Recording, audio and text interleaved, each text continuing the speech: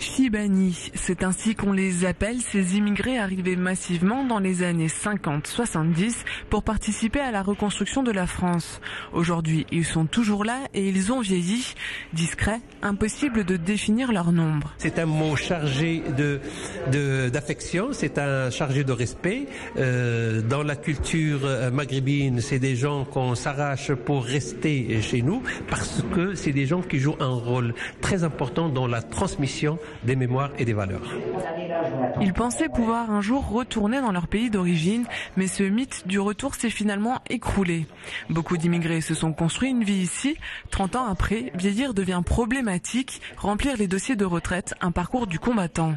Par manque d'informations, le plus souvent, ils passent même à côté de leurs droits, un phénomène récent auquel les associations se retrouvent de plus en plus confrontées. C'est pour ça que Kalima, coordination alsacienne de l'immigration maghrébine, a tenu à organiser un séminaire à Strasbourg. Compliqué, c'est le droit. C'est le droit et l'information de savoir leurs droits sur le minimum vieillesse, sur le temps passé de l'autre côté de la Méditerranée ici. Quand ils dépassent les 3 mois de l'autre côté de la Méditerranée, ils perdent leurs droits. Et il y a des choses comme ça qui devraient savoir exactement. Beaucoup perdent ainsi leurs 700 € alloués par l'allocation solidarité pour personnes âgées. D'autres en envoient une énorme partie à leur famille par solidarité, mais au détriment de leurs besoins, de leur santé. Culturellement, un immigré ne vieillit pas avec les mêmes préoccupations.